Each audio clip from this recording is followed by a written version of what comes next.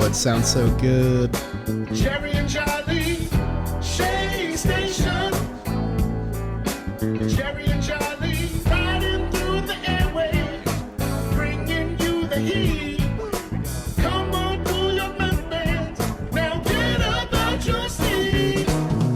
They're bringing you all things Mets, they're bringing you all things Mets. They're bringing you all things Mets, now you're listening to Shea Station. Oh, it's so good to hear it on the show. It's like Christmas for me today. I have my co-host in person, and I have my producer in the chair. This feels like a proper show right now. Throwback. Welcome. Yeah, come on, baby. Just like old times.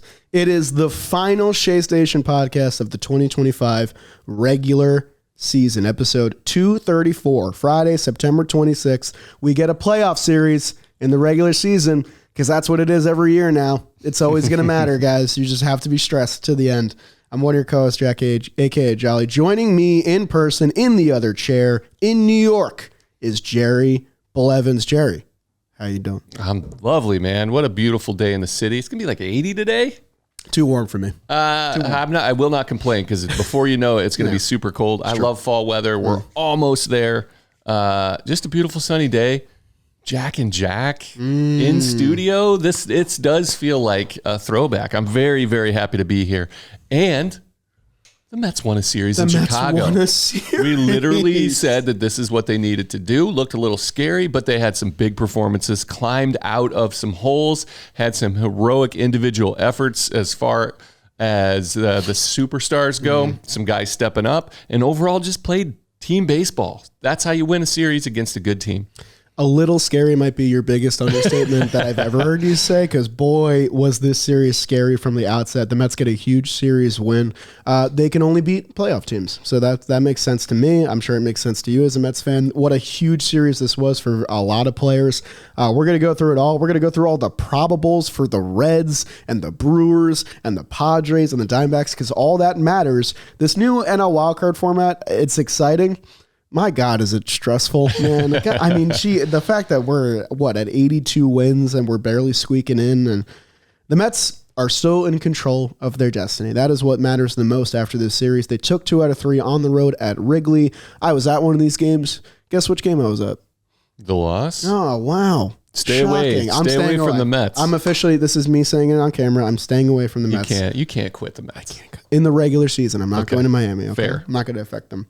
We got to start chronological for this episode, because my God, I think game 1 is the best game they've played this year. I mean, in terms of entertainment, not correct. In terms of pitching, yeah, I was going to say. This is what we've been asking them for. They've done this style of game over the last 4 months dozens of times, and they found ways to lose. Yes. Well, finally, they figured out a way to win, and that's the fight that we were asking for. That's the fight that the fans were asking for, and they showed up. They showed guts. They showed enthusiasm for the game, grit. That's the stuff we needed. They've always been a really good, hard-trying team, as they should. They're professionals, but this was a window open to the style of play that they can get through. They have flaws, starting rotation. Something doesn't go great. Can they overcome that flaw? And they showed in game 1 that they could. Yeah, I mean, overcome is the word here, because they were in a deep, deep hole. 6-1 was the deficit they faced. David Peterson, another just disastrous start. He only gets 4 outs in this game, 5 earned runs allowed. Partially, I feel like the wheels came off because of the Juan Soto error in that first inning, but the thing for me that stood out is that I think when we were watching DP earlier in the season, the biggest change for me was the body language, the ability to maintain composure, to not let little things affect him. And it felt like that was the beginning of a reversion in this game, because you saw that error. You saw him miss in a couple spots. I remember we were texting about how he was just a little uncompetitive with a lot of those breaking pitches. And it felt like I was watching the old DP. And I'm not saying that he's that guy again, but this start was truly dreadful for the Mets, a nightmare scenario, because they had the off day prior, but it was an all hands on deck situation. And Carlos Mendoza, to his credit, didn't let it fully get away. 6-1 is a deficit, but you had to pull David Peterson at that moment. Jeff McNeil had a bad error in that sequence as well. So the Mets are down 6-1. Their lone run coming on the leadoff home run from Francisco Lindor. And then they begin to write the story of their best win of the season. And before I forget it, I have to give him a shout out. Huascar Brazoban. Good. I'm glad you did. It's not going to be remembered probably tomorrow. His 2 2/3 with no earned runs keep the Mets in this game. It keeps them alive. This is when they made all the trades, they got deeper, and Brazoban had an amazing start to the season. Then things kind of fell apart for him. This is the life of a reliever. Yeah. It's a lot of ups and downs. It's very fickle. He looked like the Brazoban that they, grew to love in the beginning of the season. He was throwing strikes, getting ahead. He has incredible stuff. If he can make the opponents trust that he's going to throw it close to the zone, he looked impeccable. Again, they don't stay in this without their guy. After that's what a deep bullpen does. Your starter gets knocked around, the bullpen comes and keeps it close, throws up a 0, maybe gives up 1 over 3 innings, allowing your offense to climb back in. Yeah, he's now had 2 outings this month where he's gotten 7 outs or more, none more important than this one. So the Mets are down 6-1 in this game. They get a huge break, and it's unfortunate to say because you never want to see a guy get hurt, but Cade Horton, something tweaked in his back apparently. It's his biggest workload in his career by far. He's a young pitcher, probably going to win Rookie of the Year this year, and he exits after 3, and the Cubs were pretty cagey about him being available for the rest of the season, so that's a big thing for them. But the Mets get to go to the Cubs bullpen very early in this game, and the entire narrative is that they haven't been hitting starting pitching, but they have been hitting bullpens, and the Cubs bullpen is definitely a vulnerability for them. And who comes up with the big hit in this game against the left-handed pitcher, Taylor Rogers? Brandon Nimmo, a massive 3-run homer. I saw the lineup card. I saw him in the 4-hole, and I was like, I don't know. I know that we don't have a ton of great options. I don't know.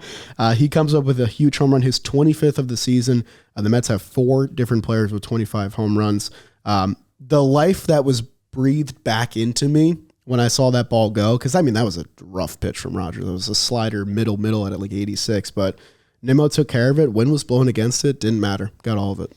And he did it in like time-honored Nimmo fashion. He crushed it into the wind, but guess what? He put his head down, started sprinting. Yeah. You never know because Wrigley can knock things down. Right. But huge moment. Absolutely. Left on left. They had the matchup that they wanted in a inning where when you bring that closer, it just reinvigorates the team. That's a momentum builder. They say a lot of the times that a home run can crush a rally or crush momentum. No, not in this instance, and I never believe in that just simply because you're putting free runs on the board. But just a huge moment, left on left, a very good reliever in Rogers. Twin brother gets to look on and watch him get his butt kicked. Always fun, but just huge, easy to root for Nimmo. Huge moment. Speaking of really good reliever, all of a sudden, Ryan Stanek is a guy again. He comes in and he throws the scoreless frame. We're going to talk about him and the whole bullpen circle of trust because they were really the key to the series. I know you get 9 runs in game 1 and 10 in game 3, but still, this is a huge series for the bullpen. He gives you the 5th. The Mets end up going in front on the Cubs bullpen, and then the Rogers brothers, I guess they feel each other's pain because they're identical twins. So Tyler Rogers gives it back. This was a very uncharacteristic outing for him. It's going to get mopped up because the Mets end up winning this game, but 2 walks in this game. He had 1 walk as a Met prior to that in all of his outings. I think he only has like 8 on the year. Couldn't find the zone, was getting barreled up. I think the Mets were pretty lucky to get out of that with just a tie game after the 6th inning, but Rogers didn't look his sharpest. He ends up going back out there and managing to patch it together, but the Mets were able to navigate that, and we finally get to talk about the guy that we've been texting about, letting his nuts hang left and right. I was like, are we gonna say it? Brooks Raley. Good. I don't even want to dare to imagine where this team is without Brooks Raley, who's effectively the 8th inning guy on this team now, which I would not have chalked up before. He came in for the end of the 7th and got the huge strikeout there, leading to the 8th inning, tie game, 7-7. Brett Beatty gets the single. Acuna comes on, he steals a base. Who steps up with only 8 functioning fingers, apparently a cramp in his side now, still catching on a day-to-day basis? Francisco Alvarez. Yeah. The man. The man. The best. It's amazing. The best. I love that little shout out to that tattoo. That's a ballsy move in itself. You don't get that tattoo if you don't believe it. You know what I mean? Yeah. I mean, if it were self-motivating, I think he's just telling everybody that they're the best. That's because nice. it would be like, a mirror image so he could see it in his. And he just points at you when he walks across the street. It's like, yeah, it's you. You're the best. You're the best. Nice. His short stint in AAA was so good for him. It reset him mentally. Watching, baseball's tough. There's not a lot of easy ways to get out of a rut. When you're playing every day or you're not playing every day, you don't know what to do. You can overwork. You get this you get into a hole, and it's really tough to find your way out. It's my favorite part of baseball is the mental side of things. Luckily for him, going down to AAA, he was just able to take a deep breath and remember that he loves this game, that it's fun, that he's really damn good at it. And he came back, and he's been this guy. This is what we've been hoping for.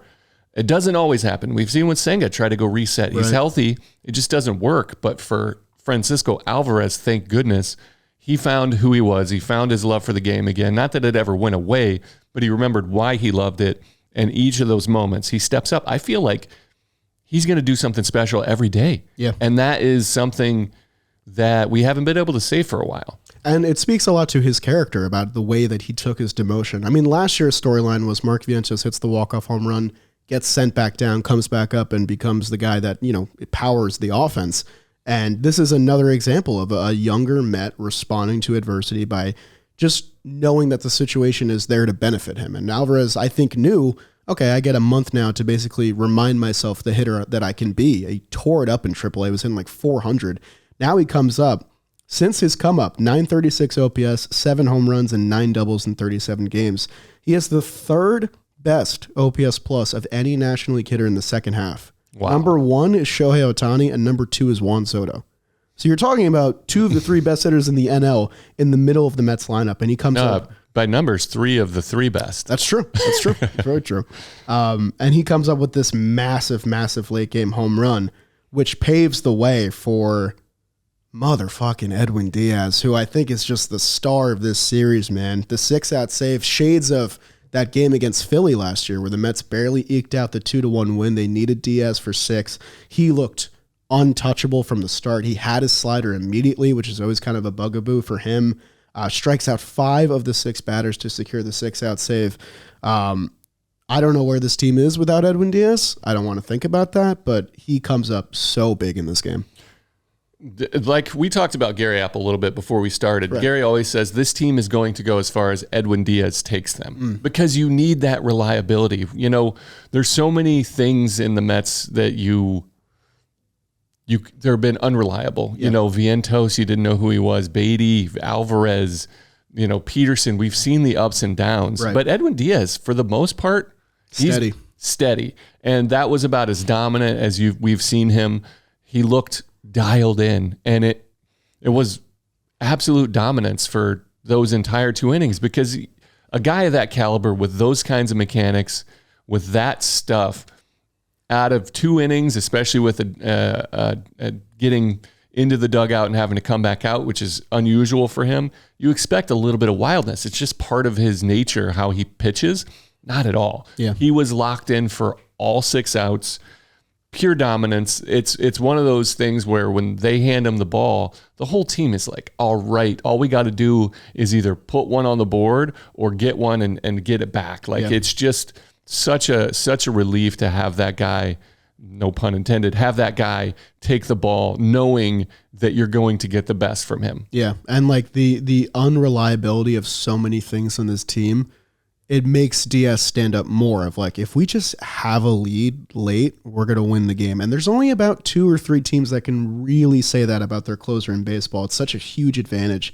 The Mets bullpen gets 23 outs in this game, which is unbelievable, 10 strikeouts, and they are the key to a 9-7 win. A game that you have to have late in the season. I know it's you can't expect to win that game. You can expect to, beat the Nationals at home, sure. But when you go down early in that game, I was as close to throwing in the towel as you possibly can be as a fan, just because there were so many things working against the Mets between facing Cade Horton, between the fact that you're going to have to use basically every reliever in your pen. You're going to have to find a way to get the home run ball going in the Windy City, and the Mets managed to pull that one out. And it's the entire difference in this series because it goes from having to win a pair of games against 2 left-handed starting pitchers who are good as opposed to just splitting those 2 games and coming away with a series win. Game 2, I was at that game. It was tough. Not a fun watch after, I want to say, the third inning, but welcome back, Tyrone Taylor. Every day for the rest of the season, playoffs, regular season, I need to see Tyrone Taylor in the lineup in center field. No questions asked. I know you tried to get an upgrade at the trade deadline. It didn't work. Jose Siri's off the team now officially. Tyrone Taylor's your center fielder. First inning, immediate impact. Fields the single in center field and guns down the runner at home. So nice to have our guy back. It was a true welcome back moment. What he brings to the table is what you hope for at a guy of his caliber. Just reliable defense. Yeah. The guy makes some spectacular plays, but he makes all of the plays that he should make and then opens that lane, that circle that he can get to. And he does the little things like throwing through. Just beautiful. I hope, for health-wise, I would love to pencil him into center field. Yes. Coming off the IL rehab stint. Hopefully you can keep him healthy. That's the key because he's an integral part of this team playing defense. We've seen the miscues that have happened in his absence and just overall on the diamond. Having him in there, keeping him healthy.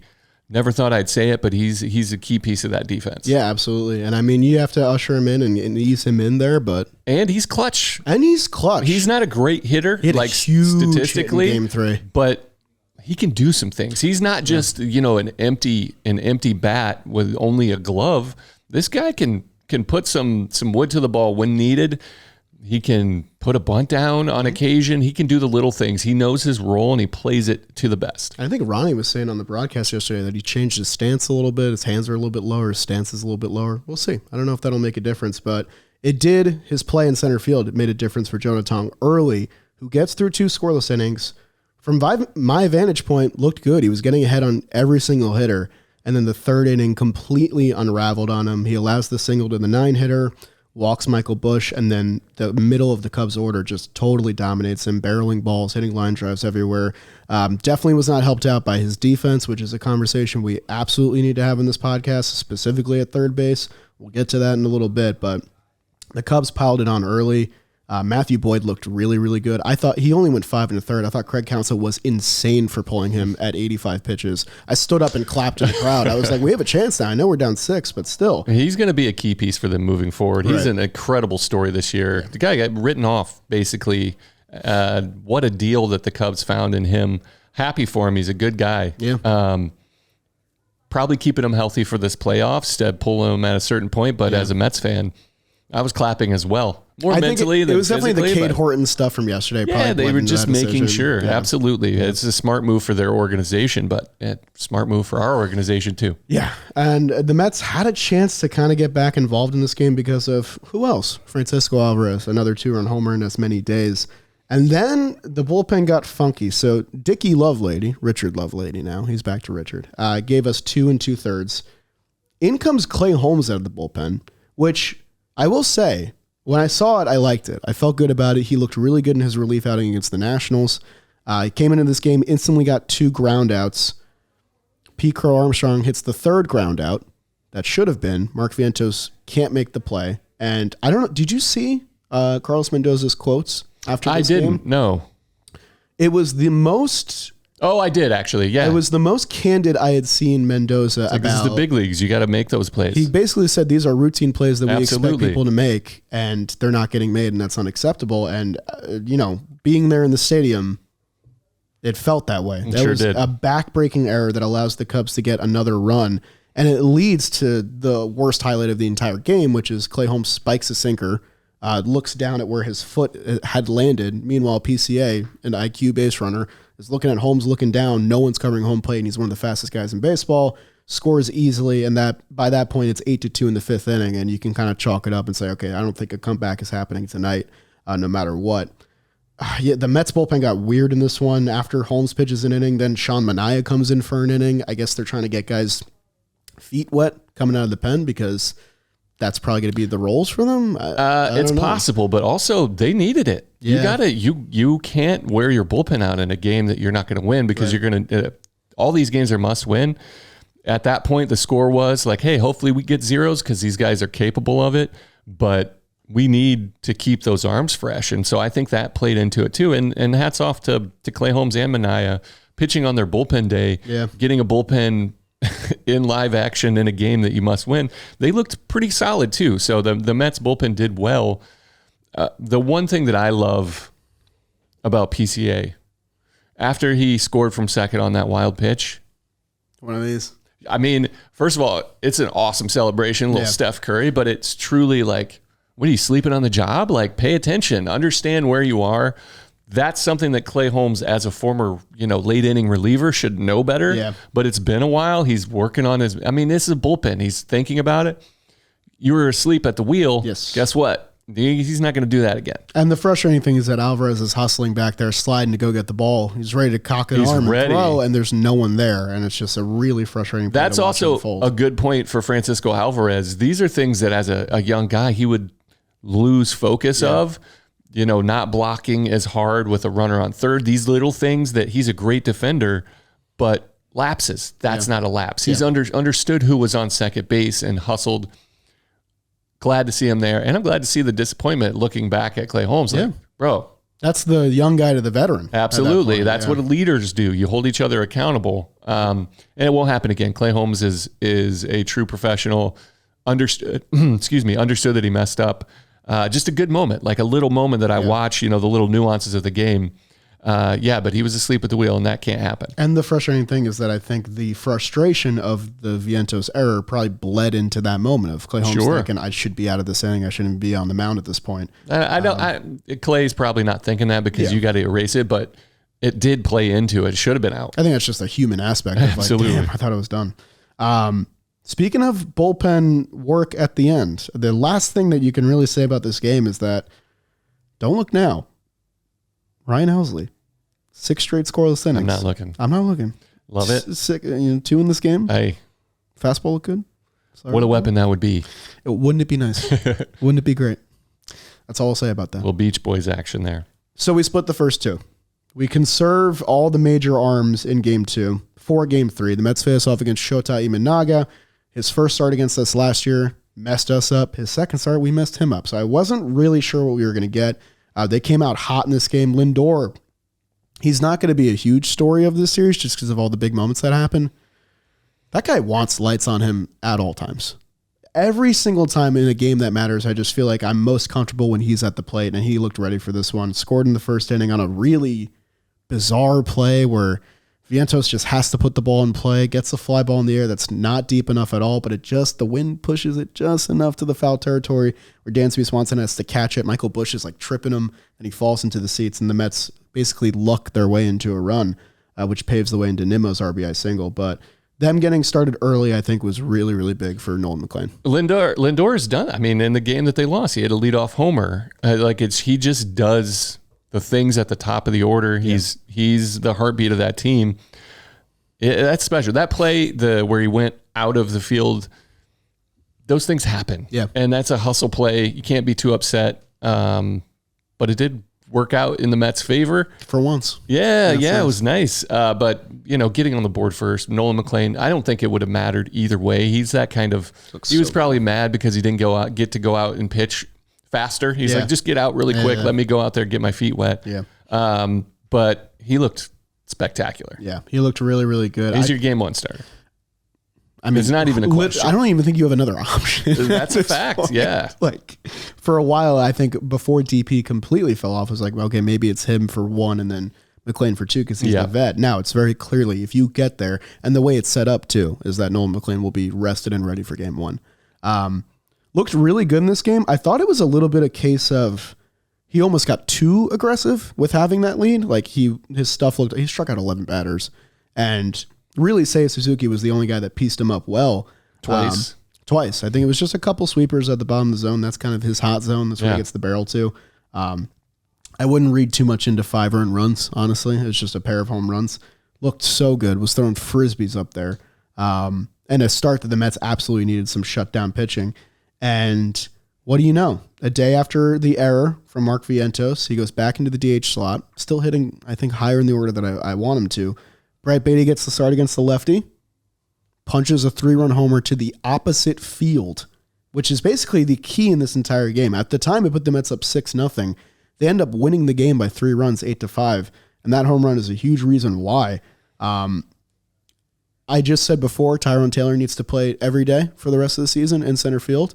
I think the same thing applies to Brett Beatty at third base. I agree. I was thinking the same thing. That's why same wavelength right there. It's even a bigger case than Tyrone Taylor. You know, I could see them moving McNeil out there to let Brett Beatty play third and still, but the truth is you can't have anybody at third base besides Brett Beatty, not just offensively hitting it off a lefty, but just defensively. You can't allow things to get out of hand.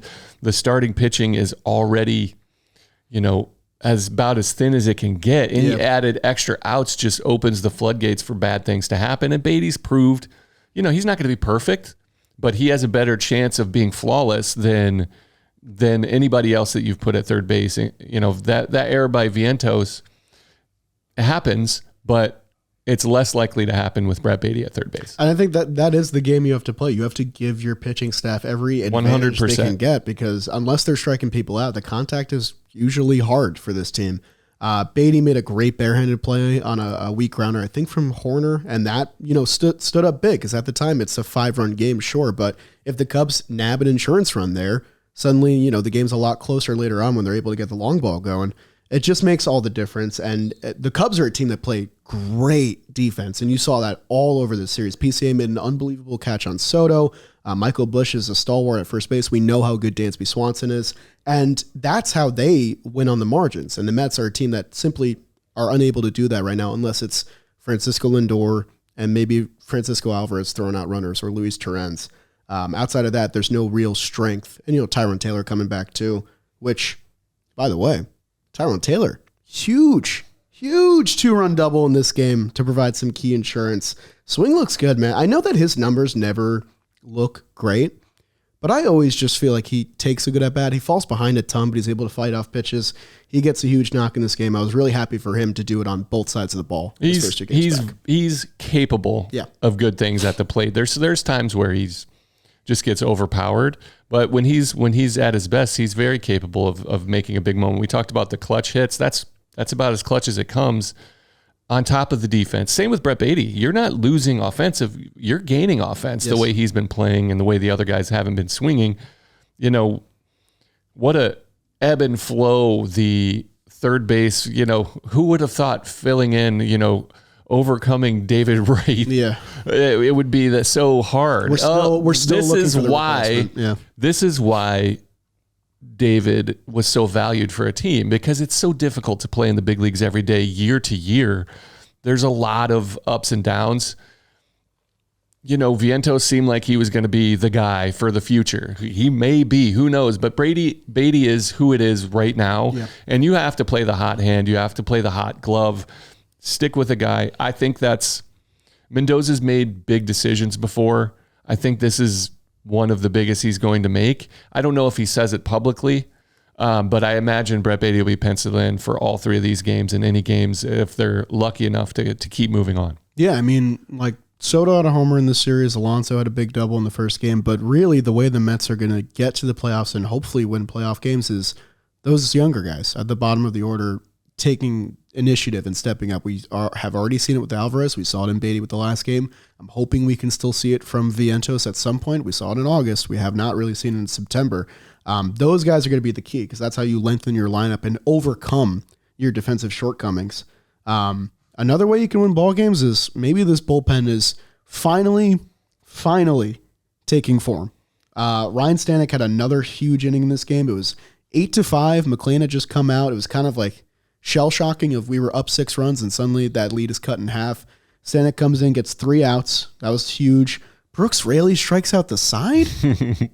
That's not in his bag. I didn't know that. Hey, apparently it is. My goodness. He looked really, really good. And then Tyler Rogers gave you a much better inning than what you saw in game 1 there, which I think was encouraging. And honestly, he's just a day-to-day guy. Like, he is. It's always going to be soft contact. I think if you always start him in an inning, don't put runners on and then bring him in, I think you set him up for success that way. I think he's capable of doing anything. Yeah. I have the utmost faith, unless you're asking for a strikeout, which he's capable of getting strikeouts too.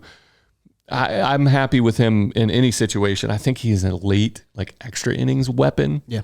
with the runner, the Manfred runner on second base. Probably a hard guy to bunt on too, right? Absolutely. Yeah. So, and anticipation, I like him, but tell me this isn't the Ryan Stanek story. Like he's two pitchers and the same guy. This is the difference between him and Edwin Diaz. His stuff is phenomenal. Yeah. If he could do it regularly, he'd be making $20 million a year too. But that's where his game falls short. So it's very hard to be consistent. But when he's hot, you're capable of putting him out there in those situations, especially when the other guys quite aren't there. He's capable of filling in those late roles.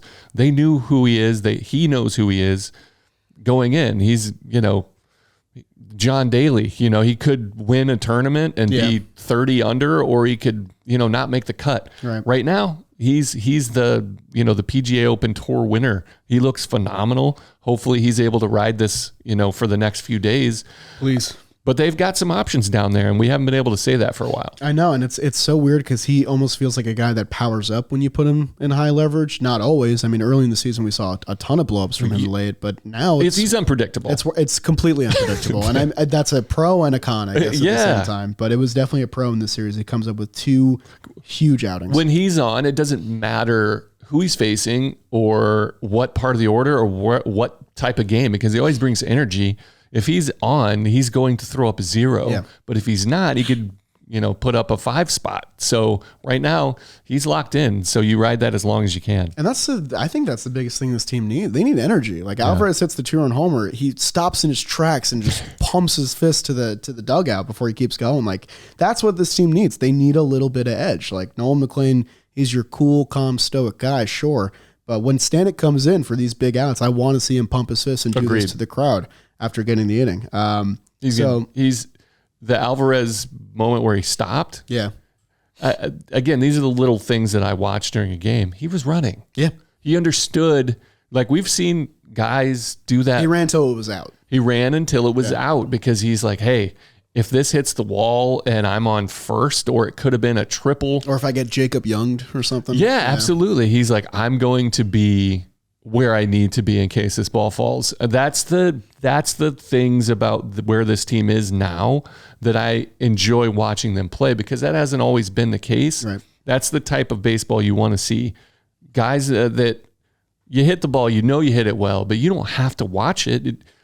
Why not? What happens? What if? And they're not allowing what if. The Clay Holmes, that's a what if. Like, what if he's running? You should always cover it.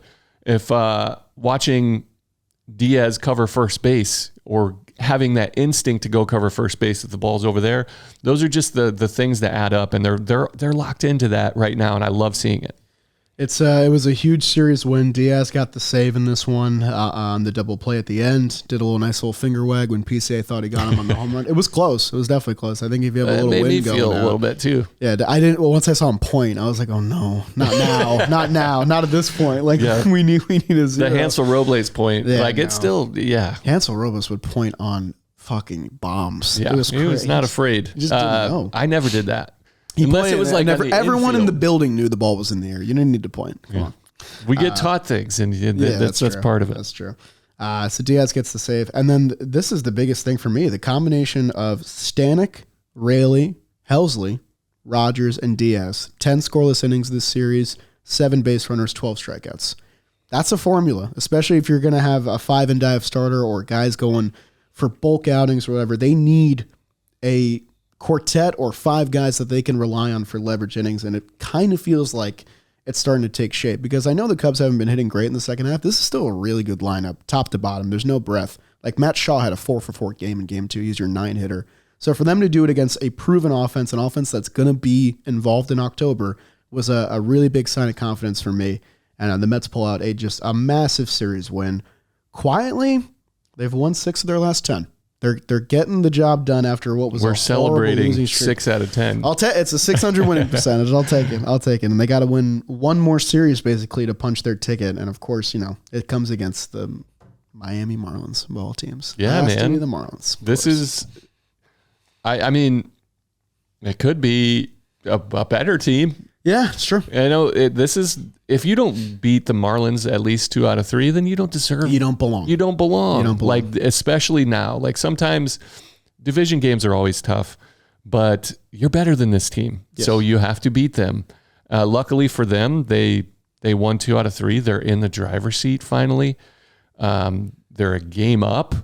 It's set up. The other teams have a rougher matchup than the Mets. Everything's laid out in front of you.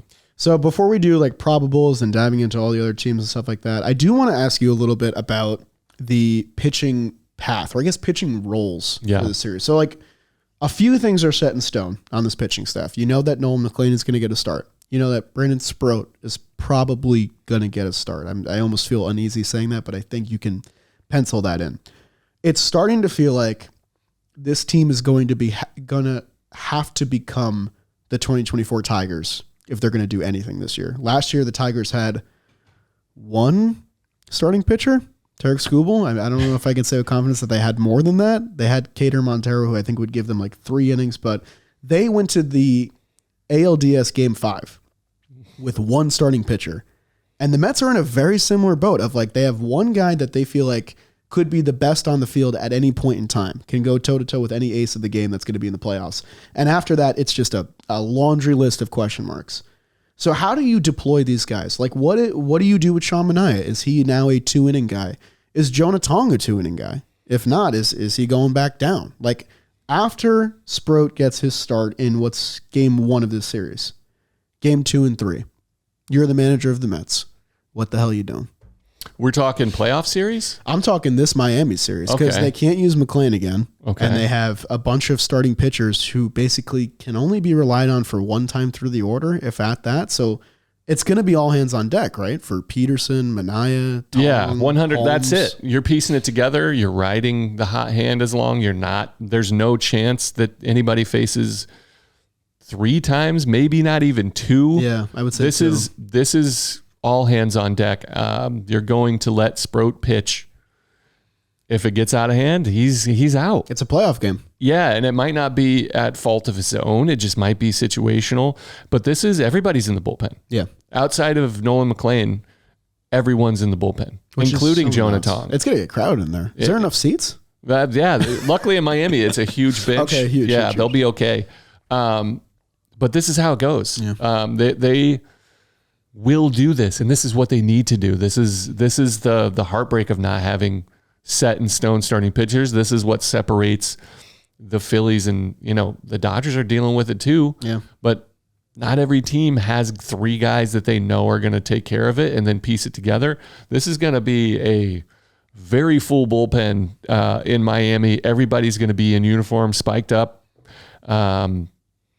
It's what you do what you got to do. They're going to play it just like they would a 3-game series in the playoffs. I think it's going to be the hardest series Carlos Mendoza has managed as the leader of this team. This is I trust that he's very capable of understanding what it is, having those guys out there already, pulling guys when he did. He had a reliever ready when when Peterson started to struggle. A lot of times you'll see managers. It was in the 2nd inning when he was getting tossed around. He had a guy already warming up just in case, and then that last hit, when everybody was like, got to get him out of there. Yeah. A lot of managers would have been like, all right, let's get him going. Let's get him going at least. Or he had him red hot to go. I have nothing but faith in Carlos Mendoza to handle the bullpen. He's done a great job. They haven't always supported him. We've talked about the ups and downs of the bullpen, but he's put these guys in positions to be successful. He's going to do the same thing with the bullpen. Everyone will be down there. Everyone will be ready to go. They will have a game plan on who might face what, depending on where it goes. They will stay in communication because things change organically throughout the game. Guys will be aware of when they might pitch. They'll be mentally ready to do that and physically ready because they'll get the call early enough. It won't be for lack of preparation or execution during the game. I doubt. I don't think it will. I would be willing to put that out there. Sure. If the guys he'll put them in a position to be successful. If they don't, it's on them. Pitching chaos. I mean, I have not always loved, especially in this late month, like the lineups that have been put out. I really, really, really have been frustrated with the amount of times that Vientos has started at third over Beatty. But I will say the in-game decision-making, especially in this series, was part of the reason why the Mets won these games, because very easily a lot of these decisions could have gone another way. I'm glad that you highlighted, the very first one that he made, which was getting someone hot for Peterson, because in that moment, as a fan, when you're watching that, he doesn't have it and he needs to go, or otherwise it's going to get to a point where it's completely insurmountable. There's going to be points like that in this series too, because this Marlins team, while not going to be a playoff team this year, are certainly capable. They only got eliminated from the playoffs yesterday, and that's because the Phillies hit 8 home runs on them in a single game, but they're throwing their 3 best arms in this series, which Mets fans are frustrated by, but it makes sense when you put it in the context of they had something to play for up until yesterday. And they still do. They're very motivated. Yeah. Sandy's logging innings for next year. He looks good. He's pitched really well. His last 5, his ERA is over 5. Is that correct? Almost 6. I think it's over 5 still. Yeah, 5.48. But it was a lot worse before. It was way worse, and it's been up and down for him. But he looks like he's back. He's still throwing up strikeouts. He's not walking people anymore. His last 7 starts, 46 innings at 2.70 ERA, 49 strikeouts, 8 walks. Nasty. Yeah. You're going to get the best from him. They're playing for pride. They're playing for position for next year. They're just they have something. At this point in the season, if you're I've been on the other end of that. Yeah. We were some terrible teams in Oakland. We didn't have the skill players that the Marlins do, shockingly, especially in that rotation. Yeah. This is you have to play, right? Why not ruin it for a division opponent? They want to beat the Mets. They will give it their all. They are playing for the same amount of pressure as the Mets are playing. I'm hoping I promise the Padres you that. and the Brewers just feel the same way. Because they're also that's playing not true, division though. rivals. I'm hoping they feel the same way. It's not. It's going to be different. Yeah. They want to spoil it for them. But they're not going to put their players. They're going to make sure their bullpen's lined up fresh. Yeah. They're going to make sure they don't push their starter. The Marlins this is their World Series, because there literally is no more games for them after that. Right. We're going to get the best from the Marlins. So here's what I will say. So with certainty that tonight it's going to be Sproat versus Alcantara, which is it's a tough draw because Sproat's the starter that you feel like you can count on in this series to at least give you a competitive outing, and you're facing Sandy, who by my account the Mets have never beaten. I'm sure that they have at one point, but it never has felt like they've had his number at any point. Very recently, Sandy went 7 innings against us, and it resulted in like a brawl in the middle of the field, or a scuffle. Oh, yeah. Remember that? Yeah, it was I forgot Vientos about kind of that. jawing at him a little bit. Vientos literally said, I'm just trying to get the guys fired up, which I did like from him, of let's get some emotion. Exactly what we talked about with Stanek and Alvarez. But after game 1, it says on Fangraphs, Manaea gets game 2, Peterson gets game 3. I would not hold the Mets to those probables. I think a lot can change. I think that those guys might go 1 or 2 innings before things change. And it's scary because on the other side, you have Yuri Perez, who is very good, but the Mets beat him last time. That was Jonah Tong's debut, where they put up 19 runs. And then Edward Cabrera in the finale, who's had good starts and bad starts against the Mets. But undoubtedly, these guys are probably the 3 most talented players, not only pitchers, on the Miami Marlins right now. And they're throwing them out there on their home turf in what is definitely a house of horrors for the Mets that they have not played in since March. We haven't had a series in Miami since the very beginning of the season. The offense they got to hit. Yeah. That's really all it is for this series. You got to smash. For as good as Sandy has been lately, Yuri Perez has been okay. He's not getting deep into the games. I think he went into the 5th inning twice. He's going through a similar thing to our rotation fatigue. He's like the Ryan Stanek of their starting rotation. Interesting. And Edward Cabrera. Yeah. Because Edward Cabrera is capable of throwing a complete game no-hitter. His stuff is ridiculous. It's unorthodox. Throws so hard. His changeup is nasty, and it's his best pitch. He's capable of giving up 6 walks in the first inning and not getting an out, but he's also capable of throwing a CG shutout. Can I read you a stat line? Yes, please. Yuri Perez's last 2 starts, so granted, not a lot of innings. 9 innings, no earned runs, 3 hits, no walks, 15 strikeouts. Not great. Doesn't feel good. Doesn't feel awesome. Yeah, he was like the number 1 prospect, pitching prospect in baseball. Yeah, Mets knocked him out in the first inning last time. Correct. You can't. They'll be rest on your laurels. They'll be locked in. I'm glad it's a good matchup. Yeah. because that keeps everybody locked in. It should be this. They have to earn it, man. If they were playing the Rockies right now, I would be like kind of scared. Yeah, you're like who are we going to face? We don't know anything. This would happen to us. You know what I mean? This is a thing that would happen. I'm surprised we're not in Colorado. Right, too. exactly. I'm surprised it's not set up that way. Two key advantages for the Mets in this series. Two of the worst pitchers in baseball at holding on runners, Sandy Alcantara and Edward Cabrera. The worst catcher statistically in terms of framing and throwing out guys is Agustin Ramirez, who's been playing catcher every day. If the Mets get on base, they're going to run wild. It's just, can they get on base? Again, especially against Sandy, who manhandled them last time. And so they have to run on Sandy because he gets so many ground balls that it's double play setup. So they're going to be forcing the issue there. Yeah, man, they're going to be making things happen if they get on base, which I love. They're going to be forcing the issue. Do you think Juan Soto can get four stolen bases in 3 games?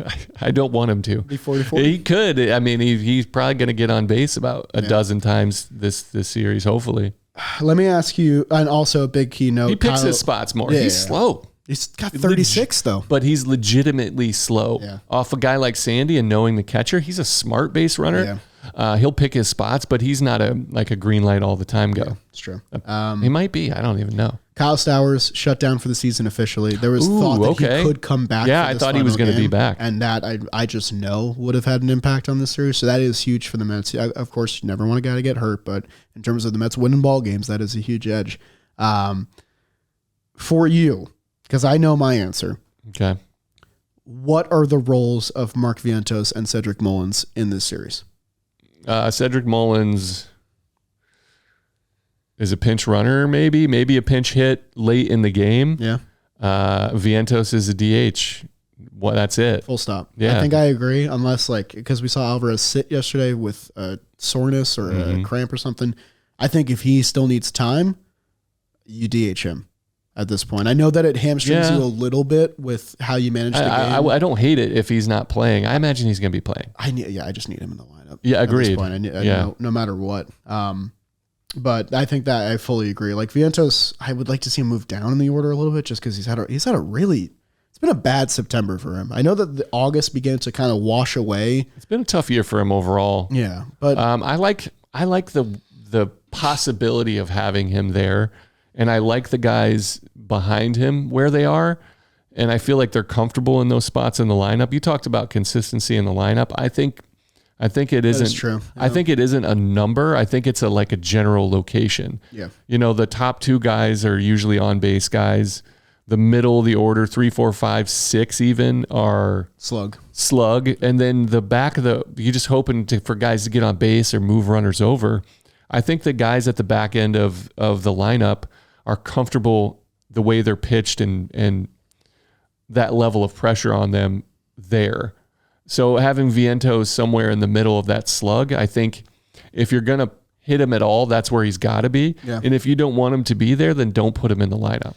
I agree. I mean, 4 for his last 33. And it's a discussion to have. Yeah. He has no walks in his last 10 games, 4 hits, 13 strikeouts. He's been a liability. He almost cost you the early rally that you had in the game yesterday with barely getting that ball out of the infield.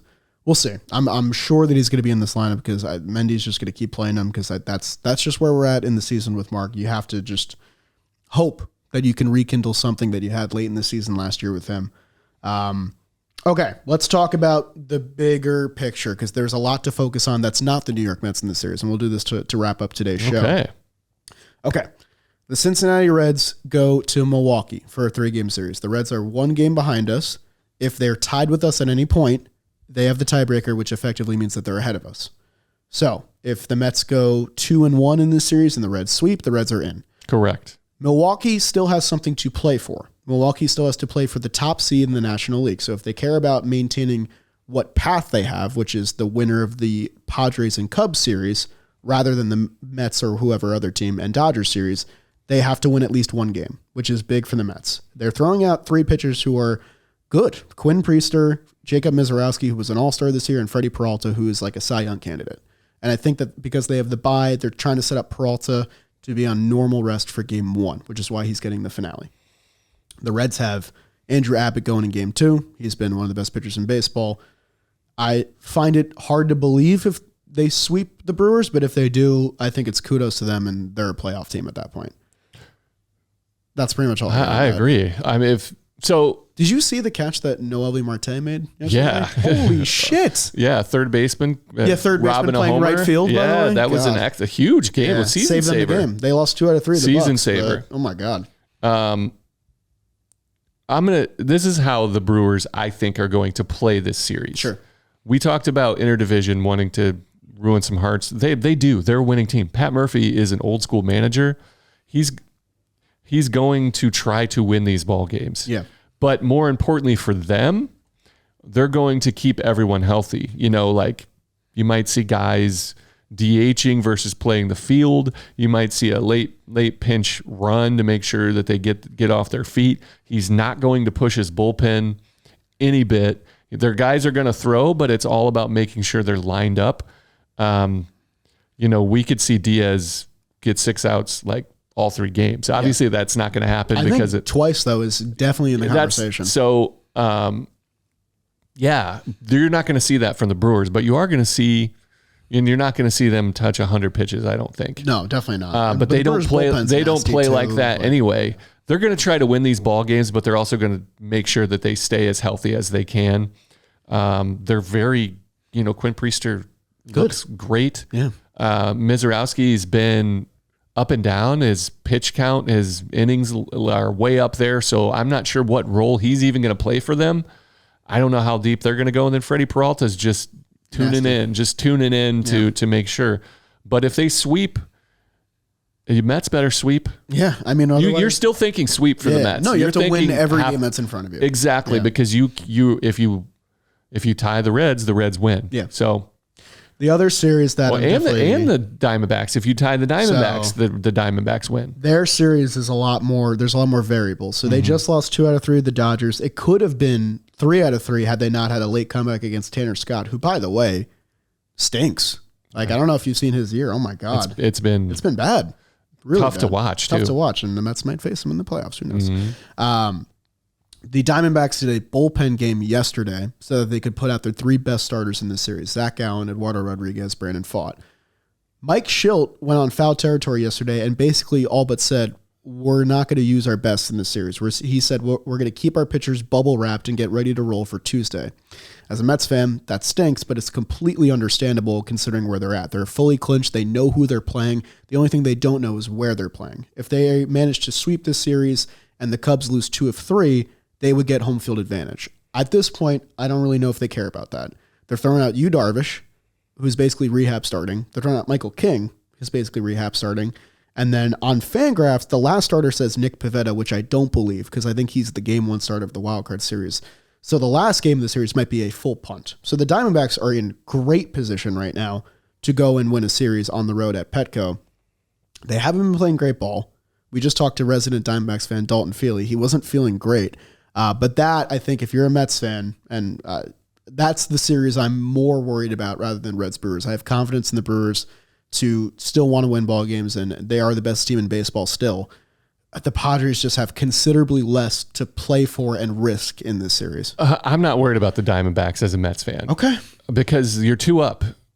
2 up now? They have the tiebreaker as well. Yeah, but if you lose 2 I could see them sweeping. They're so chaotic. Yeah. They're crazy. But that's on you. Yeah. Like you didn't beat Miami. Yes. That's your own fault. I'm not worried about the Diamondbacks. I'm not worried about the Reds, but I think the Reds, they haven't played well against Milwaukee historically. They're 3-7 this year. Yeah, the Brewers, just in general. Yeah. The Brewers have owned that series for forever. My brother and best friend are both Reds fans. Yeah. They're not excited to go to Milwaukee either. But the bottom line is you got to sweep Miami. And if you get the first 2 and things are shaken a little bit differently, say the other teams have lost 2 and it's locked up, then rest your guys on the 3rd game and don't worry about it. But you have to think sweep regardless. You're not worried about the other team. You'll look at it after the fact. Just win every day. Win every day. Win every day. That's what it comes down to. I'm going to be watching those games because that's our job. I live for it, and it is exciting. It's very fun, and we're lucky that the Pirates took 2 or 3 from the Reds. But I'm still tuning into those games, hoping for L's and hoping for W's. I think that's all I got. Same. This was a jam-packed episode. Mets played a great series. They got 3 more games. Go to Miami, beat a team that's not a playoff team, win a series, and you should be in. Agreed. Bottom line. Just win, baby. Little Al Davis for you. Just fucking win. God. Thanks for listening. Let's go Mets. Let's go Mets. Sorry for Jolly's foul language today. Yeah, my bad. Hopefully the next pod's a playoff pod. Yes. Or it's going to be really sad. Tune in. Thank you all for coming. Hope you enjoyed the show. We will see you next Sailor time. Jolly. That's a Jolly Roger. Oh. Raise it. Raise it, baby.